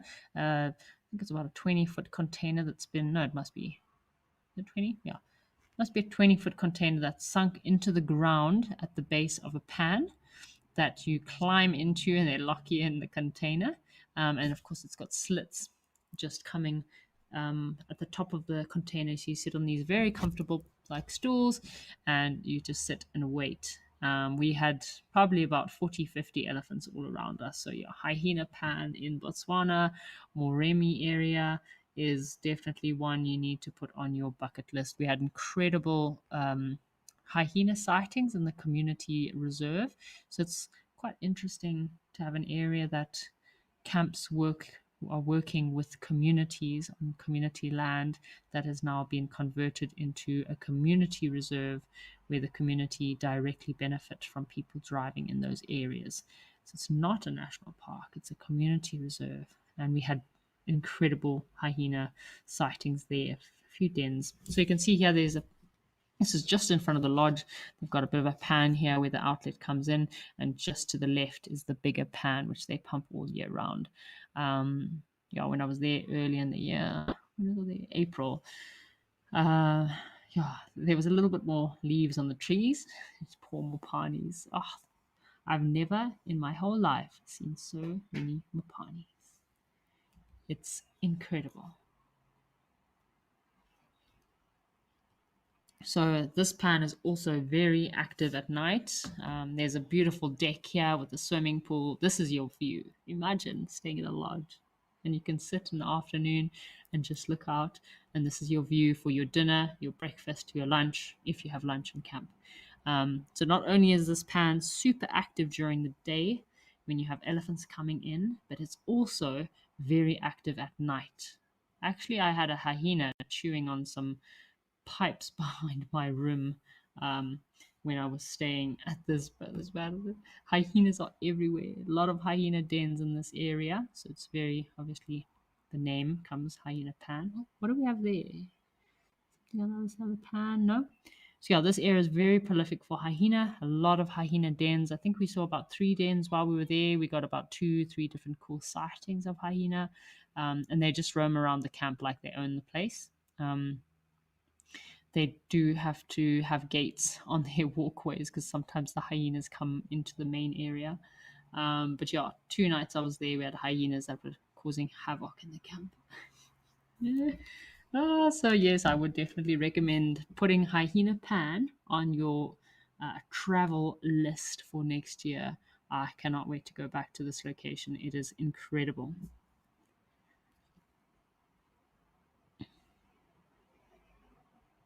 So, Catherine, thank you for sending to your list 50 birds for Johannesburg. That's not bad. You see, everywhere, even in the city, you still get bird life. Glad you got a good birding list in Johannesburg. Andy is asking if I had to pick Botswana or Namibia. Oh, which one would it be? Oh my goodness. I don't know. I'm going to go with, oof, oh, that's a difficult one. It's a very difficult one. So I did 2 trips earlier this year, both to Botswana and Namibia. I did 2 weeks in Botswana and 3 weeks in Namibia, pretty much hitting all the hotspots one could want to hit in both countries. Namibia's got an ocean, so and it's got mountains. So unfortunately, I'm going to have to go for Namibia. Oh, it was incredible. But again, I do want to do horseback safaris in both Botswana and Namibia. So that's still on my list. But that might be actually a good idea for a poll. Maybe we can do a poll what people would like to choose. Which country do you want to visit, Botswana or Namibia? And if you had to go back, which country would you go back to? Botswana or Namibia? Oof, it's a difficult one. But again, I'm going to go for Namibia just because it has two of my most favorite things in the world, mountains and ocean. So there is going to be a poll up. So please go ahead and vote on Twitter and YouTube on our poll. Which country would you like to travel to? Whether you've been there, whether you haven't. I've been to both, and I'm going to go for Namibia. Yeah, shucks, it's a hard one. It is a hard one. Yeah, Catherine, it definitely is an amazing place. Yeah, Hyena Pan in Moremi Game Reserve must be on your list. What else do we have out there? It's very hot, and as we were talking about the soils and the salts, all the water in this camp, obviously, it's from underground water, and yeah, um, it is very salty. So your tea and coffee in the morning tastes like someone's put about a teaspoon of salt in there. You get used to it after a day or two, but you definitely need to take your electrolytes when you come to visit this location. I think when we were staying at this lodge, we had a hyena wallowing in this pan here.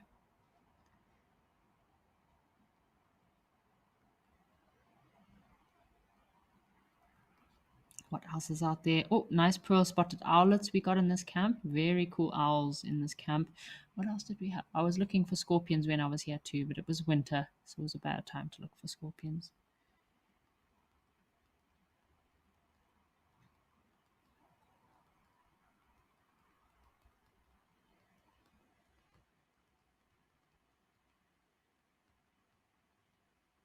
What else is out there? Jackal. We also had some jackal in camp here. Of course, perfect habitat for kudu. A lot of kudu come during the day to this watering hole. I must say, I am so excited to have a camera at this pan. This place was a very, very special place for me to visit. I loved it here. These mapane trees are also perfect habitat for a lot of species. A lot of mapane tree squirrels roaming around the camp. So please, we're doing a poll. Go across to the poll and vote. Which country would you like to travel to? Botswana or Namibia? I'm going for Namibia. Catherine, I see you've also voted Namibia. I know you love Namibia and those desert elephants. Hey, wow, isn't that crazy? What else is out there? Uh, what else do we see? Yeah, so every night, this camp, when you walk into your rooms, obviously you need to be escorted by a guide because you could very easily bump into an elephant, hyena, lion, jackal, anything, buffalo. They have buffalo coming through here. So you need to be escorted. And every night when you walk into your rooms, there's just hyena tracks everywhere.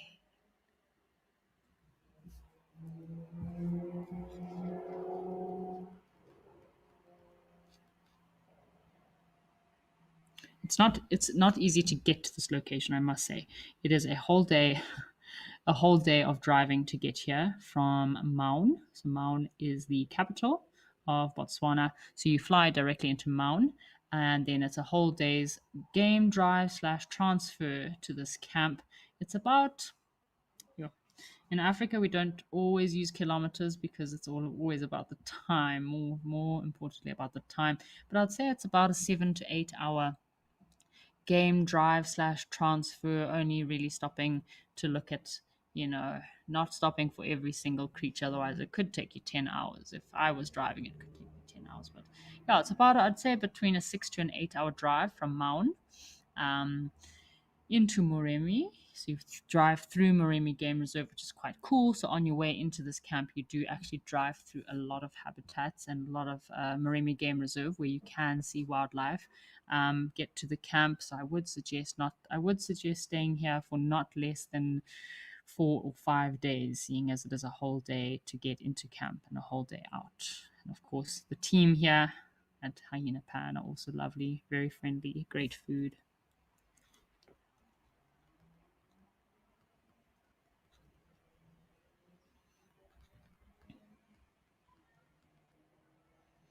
And then, of course, I think they have tree houses as well. I think they have tree houses you can go and stay in. And yeah, you definitely want to make sure you prioritize and make time for that. Yeah, the hide.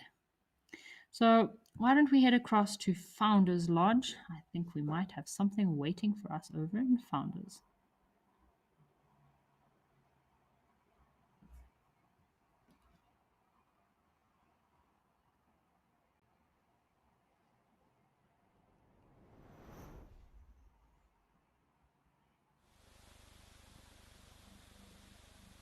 Ooh, check what we have here. I've got some rhino that had come to visit us in Founders Lodge in the Eastern Cape.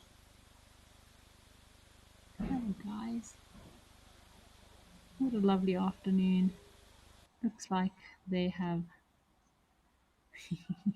been rolling in some red sand.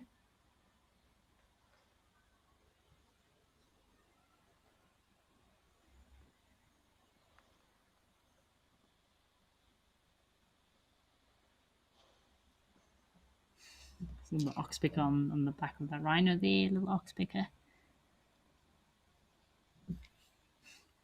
Looks like they're having a nice sunny afternoon, but it looks very windy in the Eastern Cape. Oof, looks a bit miserable. Rather cold.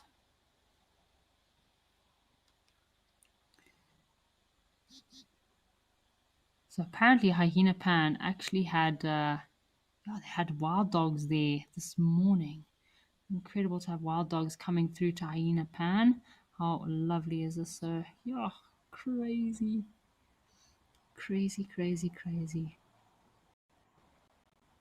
Beautiful, beautiful. So if you're kind of looking to orientate Hyena Pan, so it's not in the delta. It's kind of, yeah, I'd say North, east. I'd say it's kind of like easterly direction from um, yeah, from the delta. So yeah, of course, if you're going into Botswana, the Okavango Delta is a must-do. So if I have a recommendation, if you're going to Botswana, 10 to 12 days would probably be, yeah, enough time to again just do the delta, and then you must put Hyena Pan on your list. So it's kind of like east of the delta. Yeah, again, it's not the delta experience you're looking for, so you'll go for a delta experience and then hit Moremi after. It's very famously known for a lot of cool sightings. Hi there, Bill. Thank you for joining us this afternoon, even though it's just the last few minutes, but good to have you with us this afternoon. So, Sebastian Kov saying it's very hard to choose between Bordeaux and Namibia. Both places are great, good destination. Um, yes, there is so much to explore, and that is the problem. Yeah, Mercedes-Benz was founders in 32 minutes drive. Namakala. Yeah, great to do some driving in Amakala off the Eastern Cape. I wouldn't want to be on a game drive this often. It looks rather windy, and when it's windy weather, sometimes the animals tend to hide a bit. They just kind of like, yeah, not too much around. BK and I had an afternoon like that, 2 afternoons like that at Mabula, where it was so windy we could not find any animals. So, especially in the open areas, you won't have too many animals in these open areas when it's windy like this. They'll go into like thick areas, just kind of nestle in, get out of the wind. So, Richard Dickhall, thank you for mentioning about being to Namibia so many times. I'm glad that you love Namibia, but I guess you would like to also travel to Botswana. So, yeah.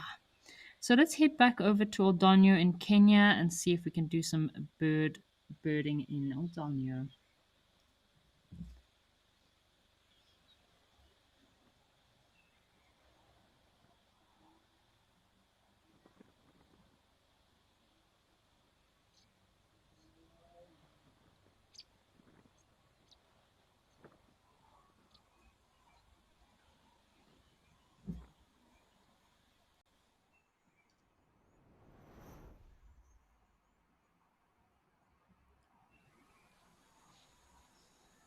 Oop, what bird do we have here? Looks like we have a little pied wagtail. Hello, little wagtail.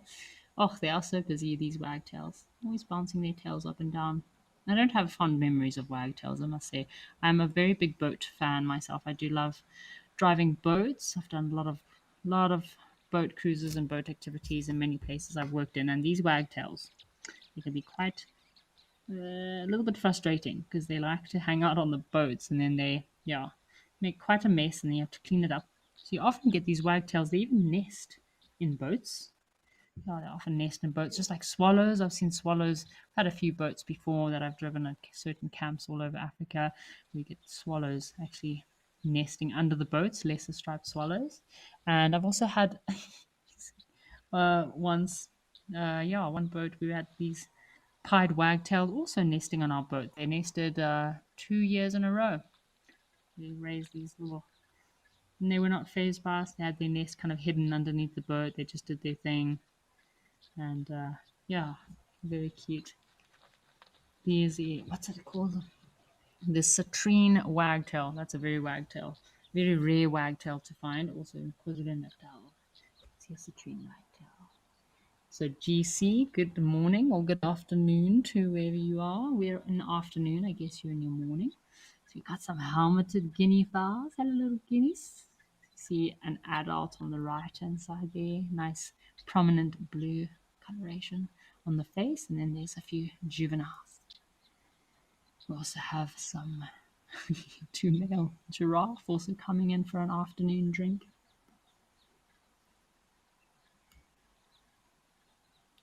So, June, Peru, thank you very much for rescuing this darling little wagtail from your drain. Yeah, I'm not surprised that they would get caught up in a drain. They do like nesting in kind of little hidey hole spots. And you do find wagtails often around human captivity. They seem to be quite comfortable nesting next to people. Maybe it's for safety. Yeah, and I agree with you there, June Peru. The light is lovely here in Kenya. Sometimes it can be quite overcast. These guinea fowl are coming for a nice drink. It's lovely and green.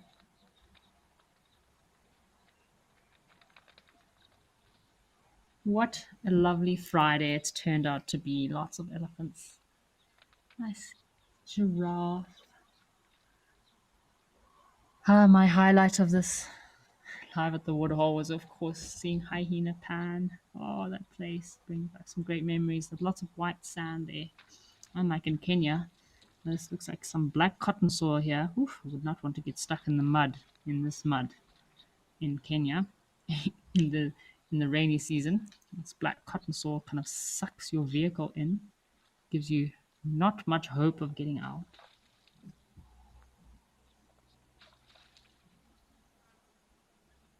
Spicy Incov, thank you so much for joining us today. It is lovely to have these giraffe and, of course, some guinea fowl. Everyone loves a guinea fowl over in Kenya with a great view of the mountains.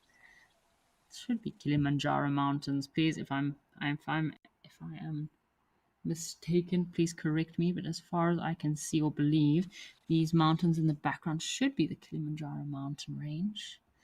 Lovely view. Nice eland coming to join us. Ah, what a good way to end a Friday.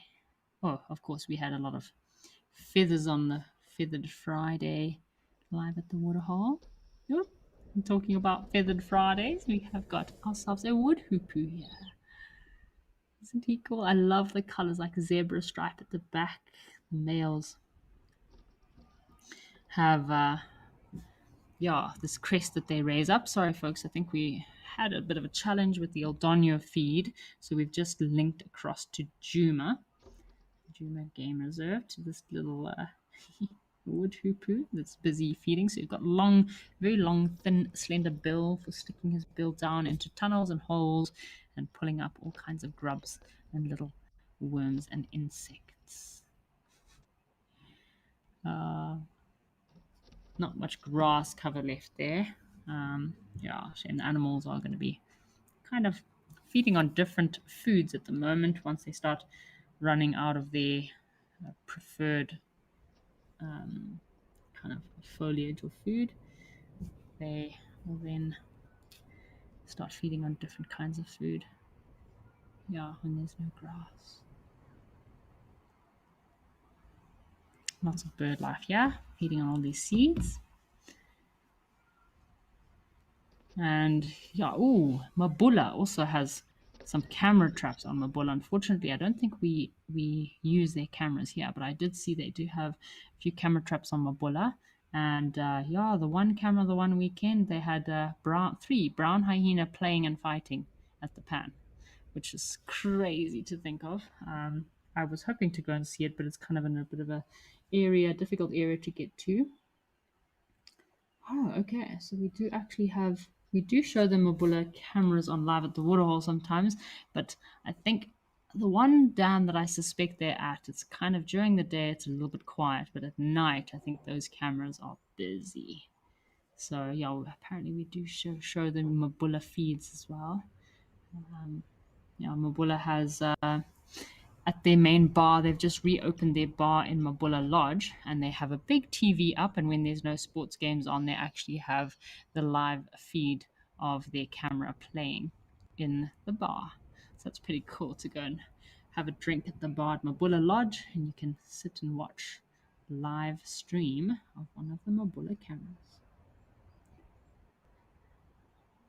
These wood hoopoes are always very busy. Oh, we've got a little common waxbill has also joined in the feeding party here. Mark, thank you very much for joining us on the show today. Great to have a new location, exploring new areas. It's been a lovely afternoon here live at the waterhole. I hope that you all have a great weekend and have enjoyed just unwinding and relaxing as we move into the weekend. So we asked June Peru is asking about if there's any villages where hyenas kind of cohabit with the people. So yeah, just as I was speaking about this hyena pan, I do have a lot of hyenas around. So yeah, they don't seem to cause much trouble with the villagers, but again, you do need to be careful. Um, where was it? Ethiopia. I think it was in Ethiopia. I was reading an article the other day of these hyenas that are being trained there to very close relationship with people in Ethiopia. But yeah, anyway, folks, it has been a great day, and I'm very privileged to be able to have spent this time with you live at the waterhole here. Yeah, please tune in to our sunset safari to see what hyena activity could be happening at our locations. I'm sure Juma might have some hyena activity this afternoon. Yeah, otherwise, I will be seeing you next week live at the waterhole, but sure you will, yeah, have a lovely weekend. From me and the rest of the Wild Earth crew, we're wishing you the most greatest weekends. Thank you for joining us today, folks. Um, have a good weekend, and I will see you next week live at the Waterhole.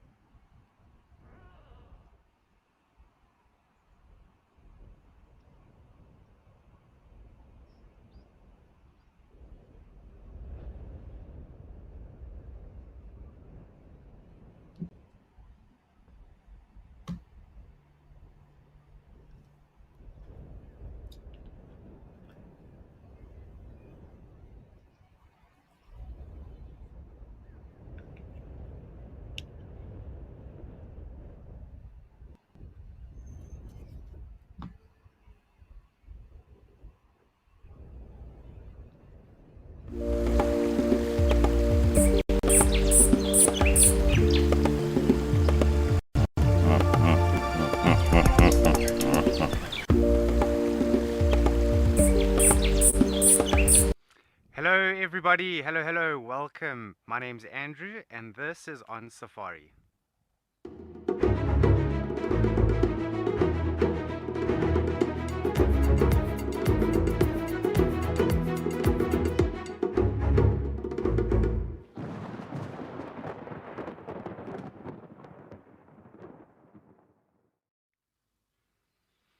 Hello, how's it going, everybody? Welcome, welcome, welcome to On Safari. My name is Andrew, and just